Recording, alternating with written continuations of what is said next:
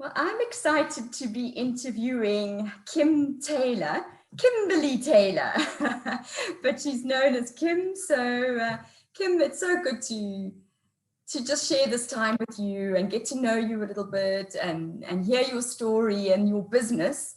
I've done a number of interviews with authors, with personal development experts, but especially with business owners. And I think, we live in tough times and people are feeling the pressure. And so it's wonderful to connect with you and just hear a little bit about your business, how it's going, how it started, and then just to maybe just give some advice and some inspiration to other people who are running businesses or thinking of starting a business. So that's where we're heading today. And I'm fascinated at the fact that you went to university, and you can say what you studied, but I know that straight out of university, I'm pretty sure, and maybe you can tell me if that's correct or not, that you started your own business. So how did you decide that you were going that route? So interesting, because it wasn't like an actual decision. So it wasn't, I wasn't in varsity and I was like, okay, cool, I'm going to start my own business. It kind of have a very curious problem-solving type of mind. And because of a project, I studied chemical engineering, and we had a project, and that project is kind of what got me curious about a specific space, route optimization. That's where it started. And kind of that's what led me onto this journey. So it was that maybe the curious problem-solving part of my mind that was like, oh, let's see what this is all about, and kind of it's kind of where I am now, an entrepreneur and a business owner. But it definitely wasn't I'm going to do this. I think it came more from a place of curiosity and problem solving. I love that. But actually, you're saying curiosity and problem solving, and I think that's lovely. What I'm actually hearing is I was playing and I was having fun. See where this would go. and that does add energy, doesn't it? When you have that perspective, it just gives that energy, and then you keep going. Absolutely. And playing and having fun, it's actually what it's all about. And it's so important because that's what keeps you going, right? Because inevitably having your own business is quite difficult. So seeing it as a game and having as much fun as possible, it is so important. Yeah. Lovely. Yeah. So actually the name of your company is also fun, Cowabunga. So you have to tell us about how the name came about, and then what do you do? So it is a very fun name, and it was such a brief moment. During my third year, I was doing a bit of surfing, and I was, having fun, just taking up another hobby, and it was just a word I picked up, and it was something that we used to say all the time. So like if someone did well on a test, you're like, oh, Cowabunga, bro, and it's actually a word that I don't use in that context anymore, but just in the same efforts, how funny will it be to start a company called Cowabunga? So that's really where the name came from. But really what Cowabunga does, it's a lot more technical than that. Maybe it's a supply chain optimization tool, right? So in what does Cowabunga do? It helps companies and companies have supply chains. And what that means is, they're either delivering goods or services to businesses or consumers. And basically what Cowabunga does is it helps them optimize their business in a specific part of their supply chain. So, and it will do that through helping them manage a large fleet, through helping them plan dynamically, like massive amounts of routes of drivers that need to go out today or tomorrow. So there's a lot of a lot of optimization techniques that we use to help these companies. And inevitably, what that does is it helps them in reducing costs. So the costs of reduction of kilometers that the drivers do, and obviously that saves on fuel and wear and tear, and helping drivers just be more productive, helping them go from only being able to do 10 stops a day to do 15, 30 stops a day, just with better planning. So that's, kind of in a nutshell what Cowabunga does. And I think it's such an exciting business model that you can go to your clients knowing that you've got this incredible tool that saves them money, because I don't know a business on the planet that doesn't want to save money, right? And here's something that is increases efficiency, increases productivity, and lowers costs. I mean, it's just, what a lovely business to be in. No, it is. Absolutely. It is so nice. I mean, just putting power back in those businesses' hands, right? We can't be wasteful of resources. As a driver, you need to be more responsible and better with your resources. As a planner, if I can help a planner save 5 hours a week, that they no longer have to plan the routes, what else can they do? The opportunities then just broaden for so many different people in the supply chain and in the business, it is very exciting.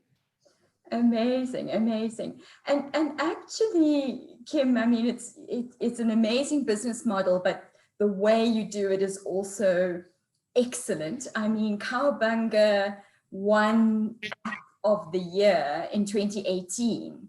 So that's no small feat. So, I mean, congratulations and well done. What an incredible achievement at such an early stage in your business life, and must have been an incredible launching pad for you. Absolutely. So well done. Thank you so much. Yeah, no, it wasn't expected. I mean, we were a year and 3 months into the product being live, and I mean, I'd gone to the event the year before, and I thought, how amazing would it be to actually win this award? And then a year later, we won it. So, I mean, it was an incredible award to win. Yeah. How fabulous! But of course, you're in an industry where you are constantly having to improve and develop, and you can never rest on your laurels. But I wanted to see, so you won this award. So, and technology and apps in particular are, every second person is developing an app, right, for something. Yeah. It was always a bit of a joke, even in the early days, people would say, oh, well, there's an app for that. Well, if there was an app for that 10 years ago, there's definitely an app for that now. Yeah. So what makes for a good app? How would you define the value of an app, or what makes it a good app? I think, and you make such a good point, because people often, let's just build an app, or, there's an app for that. It's such a common thing to say. And I think really, I mean, first point, and because people come to me often and say, I want to build this app. And then, one of my first questions is, what need is it solving for a consumer or for a business, or what problem is it solving? Because that's what you really first need to think about, is what problem is it solving? And then the second part, which is really important, is you need to be able to monetize that, right? So an app, I mean, you could build, I mean, there's lots of things I wish could be an app, I've got so many different ideas, but unless you're able to solve a need and create, money from solving that need through that app, you kind of get stuck in a place where you aren't able to constantly improve that app. And that's what the next level is, right? So it's build an app that solves a problem, that satisfies some need of consumer or business, coming up with a good way to monetize that. And then you have to keep listening to your target audience. So if that's a consumer or business, you have to keep listening, and you have to keep improving that app. And that's where obviously having money behind it to keep solving and keep building onto it is important. So that's really wise advice. And I think if I think about people who've also said, oh no, I'm building an app or so on, I think solving the problem is probably something they sort of get. Yeah. But monetizing of it is by far the most difficult. And I think it comes from their own passion, is they think, I am solving a problem. There's enough people with this problem. I identify with this problem. I'm sure people will pay for it. And you underestimate how little people are prepared to pay for something. And Absolutely. in an environment where so much is free, we live in this freemium type environment where the consumer especially is loath to pay for anything because there's so much that we can cobble together without paying. Absolutely. It really has made it difficult for some businesses. The barrier to start or to enter a space where, I see it with, I deal with deliveries, but I'm on the business end, but I see it with people who build delivery apps for consumers, right? Where delivery fees are just lower and lower and lower, right? And because it's an expectation now that it must be free or almost nothing. And it makes it very difficult then. The business model becomes a lot more difficult to monetize and then grow that business. Yeah, so we have to have savvy minds. And I know that you have mentors, business mentors that are guiding you through this process, because it takes some thinking and some experience. So maybe just share a little bit about what mentorship has helped you, how it's helped you in your business. I mean, it's so important. Especially, I mean, I'm young, and there's so much that I'm facing every day that I've never come across, or it's just business worlds that I haven't had to navigate. And having Lightstone as my investor, and specifically Damien, who's the CFO, mentors me, and it's been pivotal to the success of Cowabunga. But I think it's also important as a young entrepreneur that you have to actually listen to the advice and take it, right? So it's one thing having a great mentor, but it actually, you need to understand that you need to listen and follow that advice. And sometimes I can tell you that I've thought, no, surely he can't be right. No, like I work in this business, I know better, but I always choose to side with the advice and take the advice given. And I'm never disappointed. I'm always so grateful. So I mean, my advice is, and you can draw on mentors in so many different places. I mean, I've been listening to podcasts and reading books or audiobooks, and there's so much knowledge and advice and mentorship in different forms that you can actually draw on in your entrepreneur journey. And I'm so glad you've raised that, because I think sometimes we have kind of a scarcity mentality that says, I'm alone, I don't know how to do this, I don't know where to start. And even if you don't have that investor, there is that would act as a mentor for you. There are incredible resources that you can find in all manner of ways. And as you say, you don't actually know the value of it until you do it. Yeah. And I think it also works for mentors, that if you've got if you're mentoring somebody and they are prepared to take your advice, put it into practice, and come back to you and say, yes, this worked, or how should I do this better next time, that mentor is much more prepared to invest even more in you, aren't they? Yes, absolutely. Yeah. Amazing. Absolutely. So Kim, you've already mentioned that, some of it's not plain sailing. Running your own business, there's it's difficult. I love you laughing, like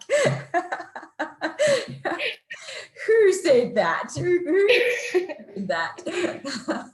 Yeah. So what have been some of the difficulties and challenges that you faced? But then on the flip side, what have been some of the rewards and the joy? Yeah. So it's interesting. There's challenges everywhere. I mean, I would say it is a challenging journey. And it's because it's one that forces you to constantly grow, constantly, push the boundaries and push your weaknesses, right? And the things that make us human, where like we procrastinate and we're scared and we don't take action. All of those things make it very challenging because it forces you to face those things and overcome them. So I mean, there are so many challenges. I would say my most recent one has been overcoming any limitations I've set for myself. So it's so interesting. I think most people hit that part of themselves a lot sooner, right? Where they're like, I can't start a business, I'm scared, or it's hard to take action, and they're worried about failing and the result that they're going to get. And I find it interesting. I was able to push past that quite a bit, and I don't know, maybe because I was having fun, maybe I was a bit more naive. But as Cowabunga's grown, the challenge has actually been for me to not stop growing and to keep pushing the boundaries, right? So you set a goal, you set a big goal, and then you reach it, and then you're like, okay, I need to set a bigger goal, and that means I need to be bigger for that goal. And so that's been the most recent challenge. But the joys, the rewards, I can tell you my most recent favorite thing is building a team. My team is like my most favorite part of this business. I think I built it for a while alone, right? And then you start to slowly build a team, and they feel like your family. And I almost can't imagine. I can't imagine my life or this business without them. It's the most rewarding part for me is building a team. Has been building a team. I feel like watching them grow and growing as a result of them. That's been great. And other things like first time you break even, when you start making profits, all of these things are joys and rewards for all the hard work that you put in. Yeah. That's so wonderful, Kim. I love this. The love that you have for your team and the appreciation for it just shines through. And it's so wonderful to hear, because I could honestly say many people in business find working with other people one of the most difficult things. And so it says something about the quality of people that you've attracted into your business and the relationships that you've built with them. I feel there's not a day that goes by where I don't feel so grateful. And I do feel like I attracted them, because I don't feel like I chose them. I feel like they chose me, or this, it's this wonderful thing where I don't know if I'm good at picking people, but for some reason I just got the most incredible people in my team. And yeah, absolutely, working with people is difficult. And I mean, we have clients that are difficult, but yeah, There are people in your lives that fit into that category. Yeah. But I'm just trying to like relish in this moment, right? Where it's just, we're a small team and we're growing. I mean, we really are growing at the moment, but I'm trying to relish this moment where it feels so perfect, as perfect as it can be. With regards to, family, you love them, right? You love them so much. They're not perfect, but you love them. Lovely. But Kim, I also don't want to lose what you said earlier about yourself being this, seeing that you are the limit to your business. That's incredible self-awareness, instead of kind of throwing it out to something or somebody else, but seeing that these are my goals. And in order to reach these goals, I have to lift myself to the place that it's your inner capacity. And so it's the self-growth element. What an incredible thought process that you're going through. Yeah, and I also, a couple of weeks ago, I was quite overwhelmed by it. And now I'm feeling again grateful, right? Grateful that I get to be in a space where that I'm aware that I'm the person that needs to grow. And what I realized and what's really shifted my mindset is when you focus too much on the results, when you focus, that's where fear sets in. That's where inaction sets in. And it's actually the same, doesn't matter what part of the business or what you're working on, whether you're working on this goal for a business or you're working on a goal for yourself. They always say, focus on the journey, enjoy the journey, focus on what you're contributing to that goal, and that has taken away a lot of the fear of reaching it, right? Of stepping up to the plate. And it's the advice I would give, any entrepreneur is stop focusing on, when I make that cold call, what is that person going to say? The only important thing is that you make the call. It's the action that's important, not the result. And focusing on the result, it creates so much fear and it really debilitates you from any growth. I think we just underestimate how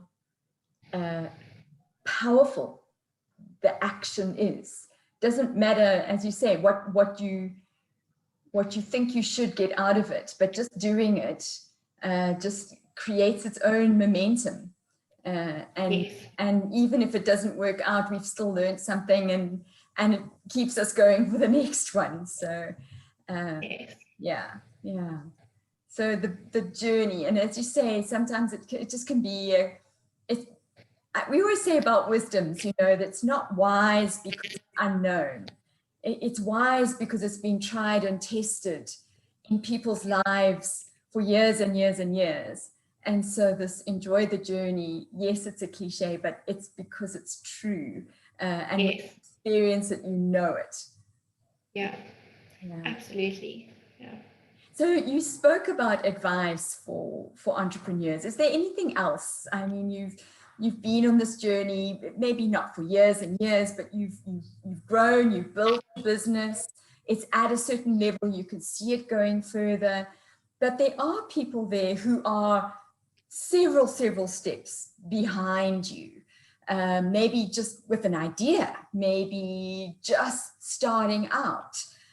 So what are some ideas or some advice that you would give to them?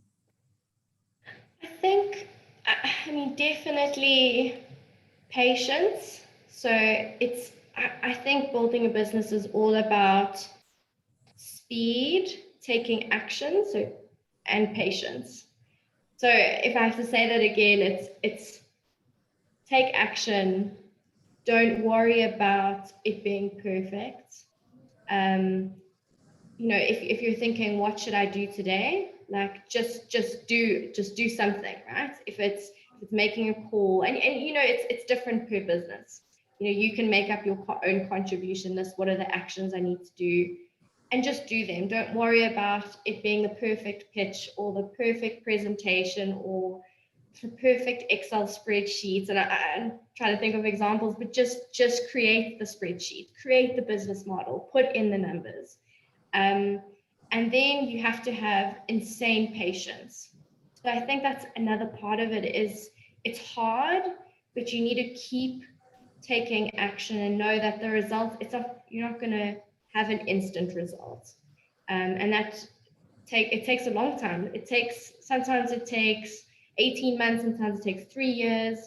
You have to kind of focus on the little wins. If you're looking for a win and that's what you need, you kind of need to focus on the little wins. So, you know, someone responded to my LinkedIn message, you know, that's my little win, right? And eventually those wins will turn into break even and profit and growing a team.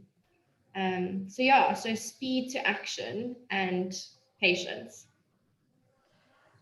I think it's a really, really important advice, Kim, because one of the things we've been discussing in my business, and you know, you're looking for trends and seeing, you know, what are people thinking and where are people's minds and actions at the moment, and we having this increased sense of people looking for a quick fix. And I think it's coming out, you know, it's obviously the times, people are feeling desperate, and it seems as if, especially in the digital arena, that there are quicker ways to get there. We have this false idea that we can speed up the process, and maybe there are some ways of doing it, but we always joke about, you know, it takes 10 years to be an overnight success. And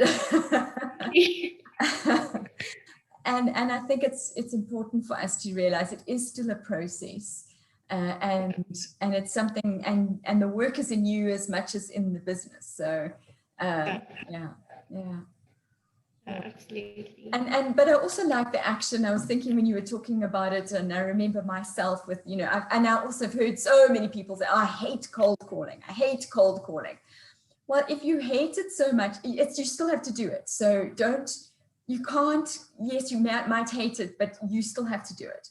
So I always think about it as like take that medicine, do your 5 calls, and then give yourself a treat, like a croissant or something, you know what I mean? Yes, absolutely. And you know what helped me in terms of cold calling, and everything is a numbers game, right? So you know what I did is I drew up 100 squares, and I knew, okay, I can't remember, I thought I was going to get 1 in 5, and you know, mathematically I'd worked out like, okay, cool, this is my number. So if I call 100 people, I'm going to get 20 yeses. I'm going to get 20 first meetings.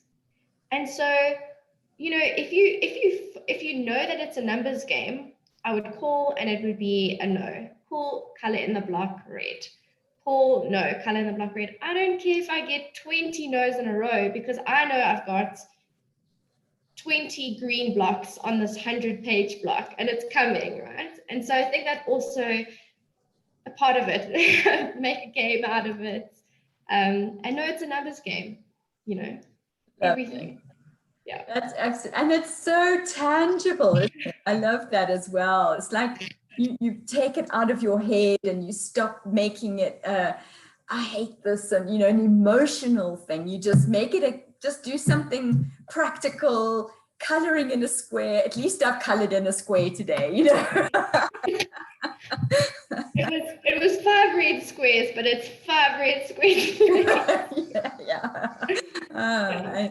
Brilliant. Oh, that's absolutely brilliant. And so I've asked sort of your advice, and we've talked a little bit about the story of your business, but you've mentioned goals, and so what lies ahead for you, Kim? What are you seeing for yourself and for your business into the future?